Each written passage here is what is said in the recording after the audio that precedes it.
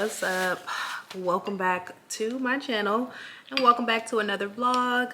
My name is Jennifer and this is Homestyle Homeschool, and I created this channel to share about my journey as a millennial homeschooling mom. I'm about to have me some lunch real quick. I'm hungry, but I wanted to share with you guys about just share with you guys some of the stuff that I used this school year. Just wanted to kind of show some recommendations, give a couple rates and reviews of some of the stuff that we used, what we liked, and you know, that way if you're interested in it, you can definitely check it out as well. I'm gonna make sure that I put all of the info in the description below, so if you are interested and want to check out any of these things and think they'll be good for your homeschooling journey, you can go ahead and check them out. And yeah, I'm having some leftovers from last night. I made some chicken taco bowls, some pollo bowls. So I made a cilantro lime rice, cut up some tomatoes, some black beans, some grilled corn, avocado, chicken cheese, put some, squeeze some lime on top of there, some tapatio, that's what I like. And then I didn't have this last night, but I'm also having some of these blue corn tortilla chips just because I wanted like a little crunch, like a shell, you know what I mean? Like a shell taste. So have a couple of these. Got me some sweet tea on my Hello There cup. Shout out to Auntie Tab. And yeah, I'll be right back.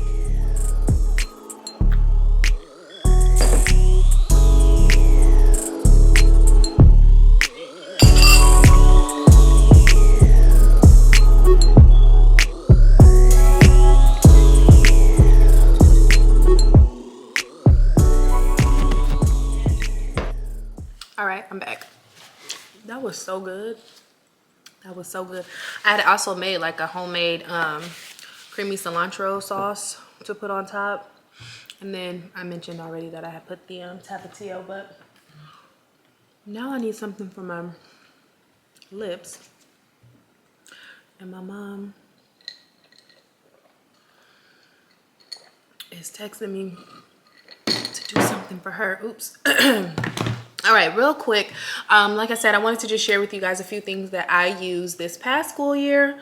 And if you guys are interested, you guys can check them out. So one of the first things is this Ready for Kindergarten workbook. This one has a lot of really fun activities in it, and it was really aligned with a lot of the things that we had already kind of went over the summertime as she was kind of transitioning. And then also it was really aligned with some of the things that she was already doing in her enrichment. So this was a really good way to kind of streamline that learning at home as well.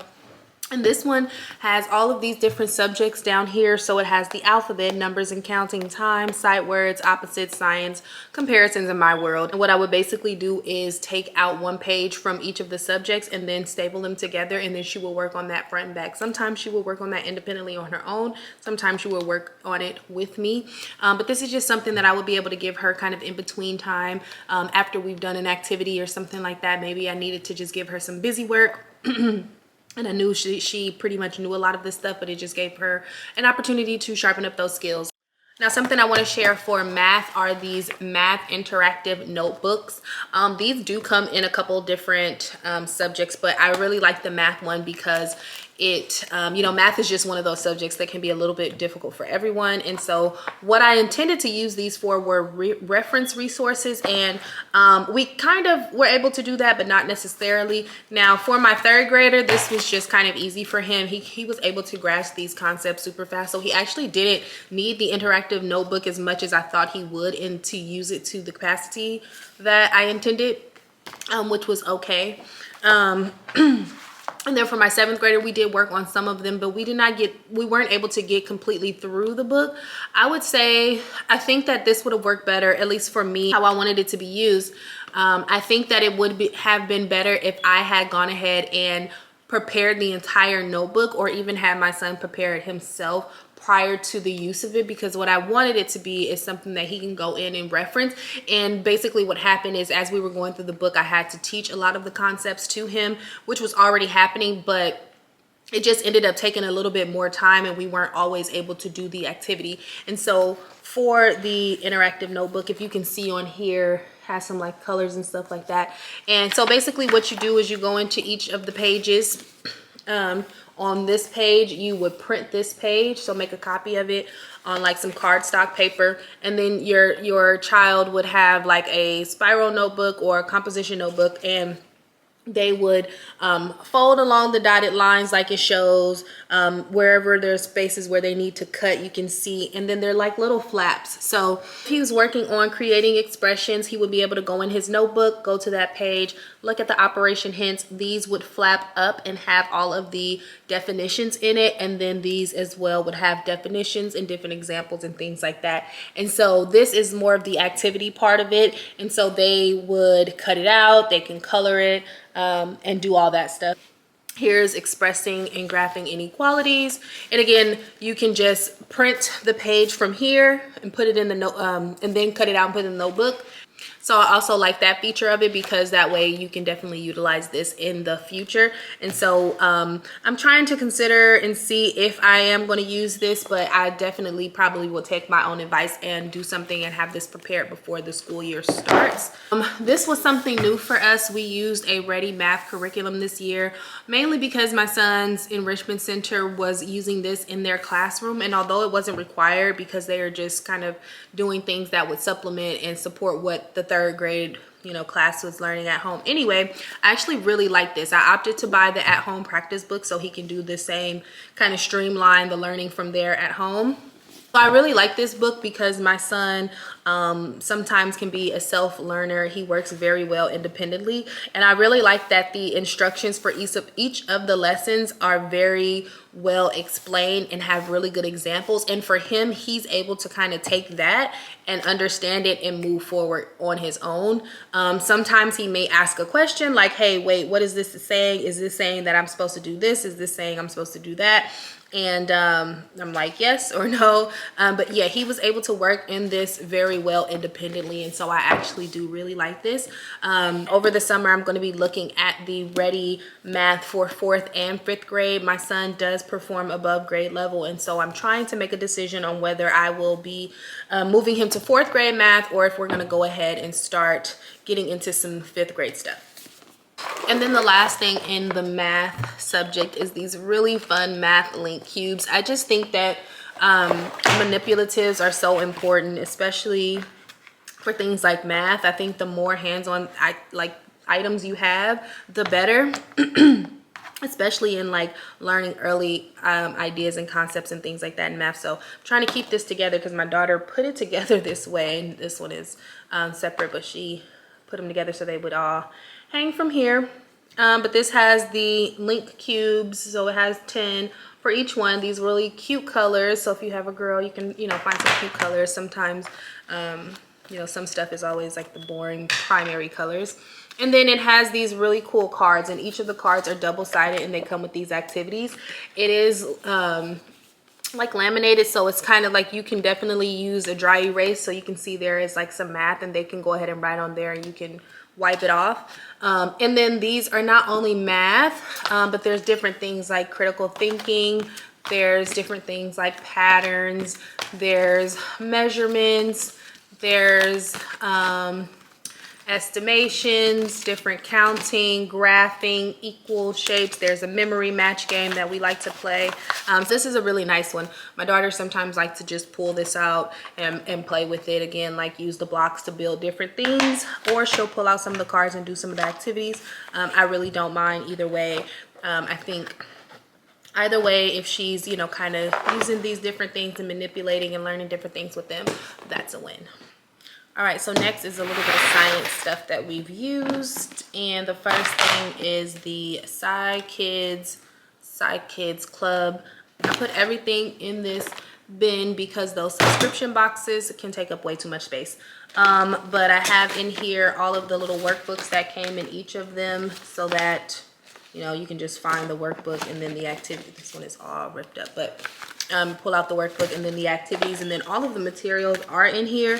And some of these things like you can definitely use more than once. So for this one, we have put together like a spine, and so I just took the yarn, knot out the yarn, and kept all the little pieces. Let's see, there's something in here we have yet to do, but got all of the materials up in here to do different activities and stuff like that. So Sci Kids is definitely a hit. My kids' favorite subject definitely is like science. I think that's probably like their number one because they like to be like super hands-on. They like doing all the little things and discovering things. My kids are very much like did you know kids, so they always want to know like did you know such and such when they learn stuff. So I think that's super cool. And then next is our chemistry for my older son. So we actually started doing these 2 years ago when he was in the 5th grade. Last year he did a lot of like virtual learning, which wasn't, I really wasn't a fan of that, but I can save that story for another day. We ended up having either like extras once he finished some of them, and then there were like 2 or 3 of them that we hadn't even gotten into, so we ended up using them over the last like couple months. And then I have a bin right here, and this has like some of the extra stuff and all of the materials. So when you do sign up for a subscription with them, they send you a box with like some of your basic materials. So there's this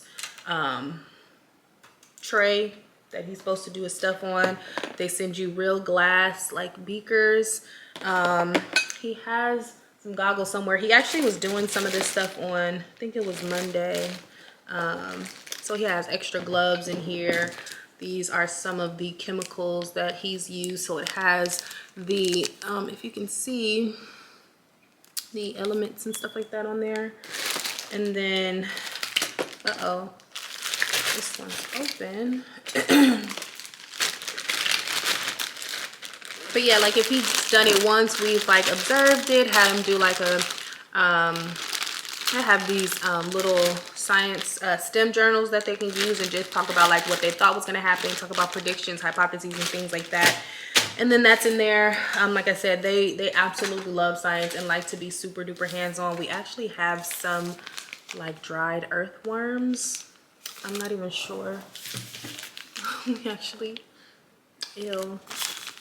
So yeah, they're like really doing the science thing. So these are again from Male Science, and I'll go ahead and put that down in the description, but these are super fun. Like I absolutely love them. Another science resource that I really like that we've used in the past and will probably continue to use is Generation Genius. We've used their online platform where they have educational videos, and then they have like questions for you to ask. They have vocabulary that goes with the videos. There's hands-on activity and all that stuff. So that one we've always used, and they actually use in the enrichment center as well. So they would let us know what video they were going to watch that week, and so I would be able to see what video they were watching, print out the quiz questions, pull out the vocabulary so we can go over that. And again, just an opportunity to kind of streamline. And I know that they now have like subscription kits with like science activities and stuff, and I really do want to try them out as well. So I'm definitely considering that for my younger 2 in the science area. So as far as history, this year I decided to kind of outsource history, and we did virtual classes for that subject. So my younger son, he did a history class throughout school. And so his history class was something like African American heroes in 50 states or something like that. So each class meeting, they would talk about a state, they would talk about the capital of that state, and then they would talk about African American history within that state and different people, landmarks, and things like that, which I thought was really cool.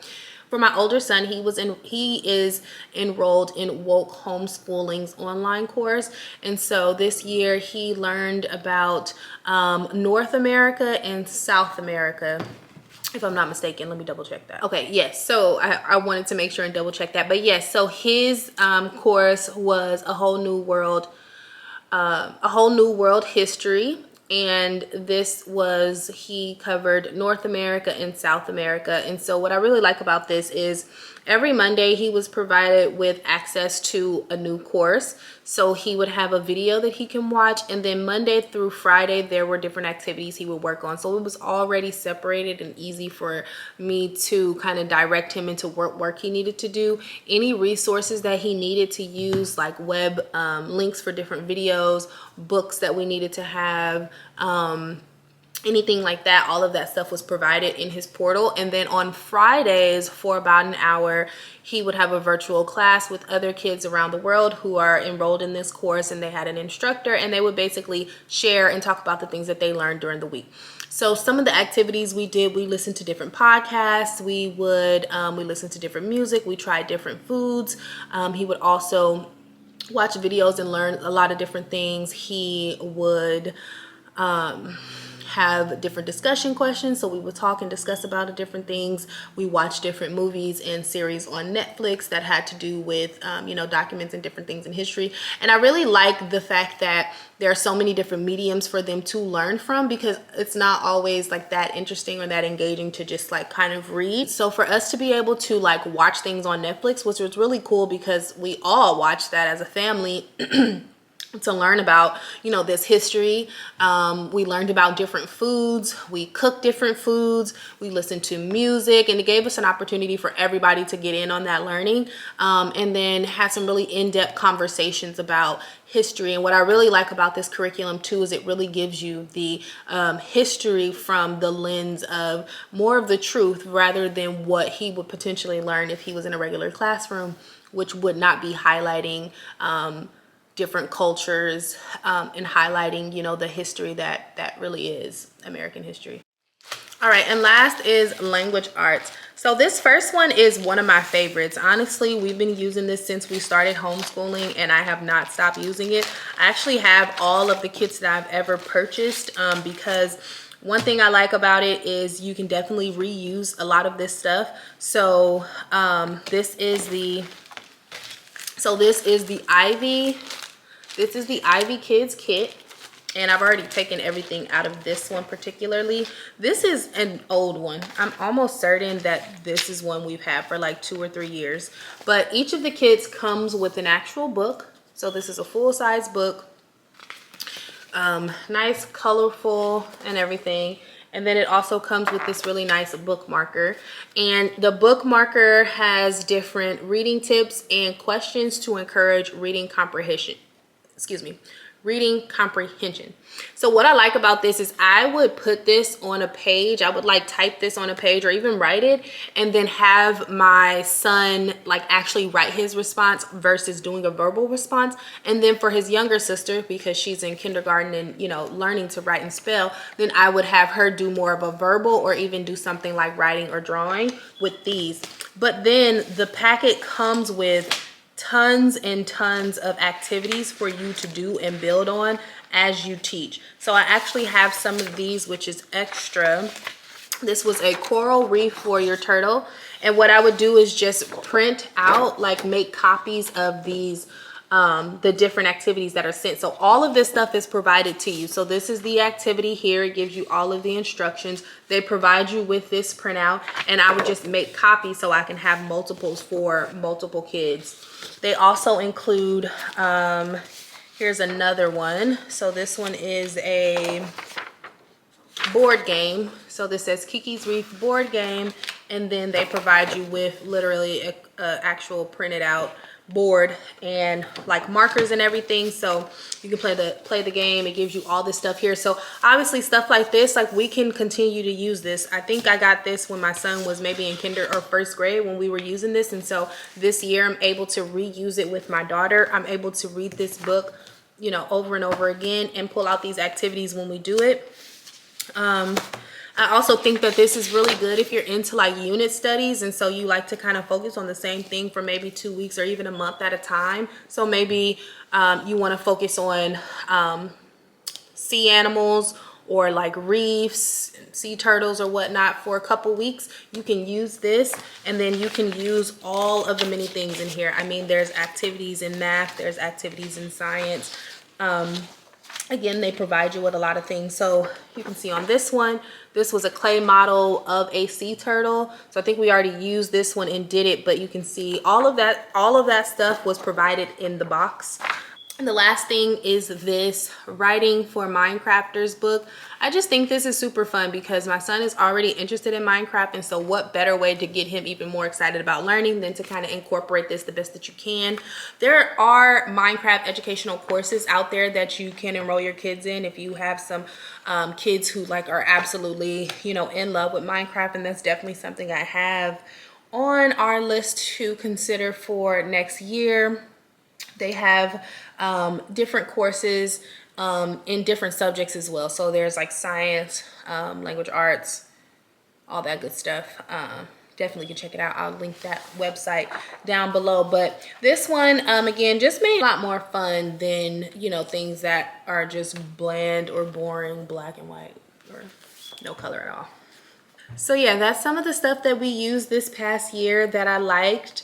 And like I mentioned before, it's the end of the year, and so right now I'm just kind of reviewing, you know, what we used, what worked, what didn't work. Starting to think about what we're going to use for the coming academic year. Starting to look into different things. Maybe there's some new things that we're going to try out, and again, seeing what worked before and what we're going to keep. So if you have any questions or want to hear a little bit more about any of these items, please let me know down in the comments. I'm going to make sure that I tag all of these resources, as many as I can, for you in the description, so please do check them out. And I think that's going to be it for this video, so please be sure to hit that subscribe button so you can join me on the next one.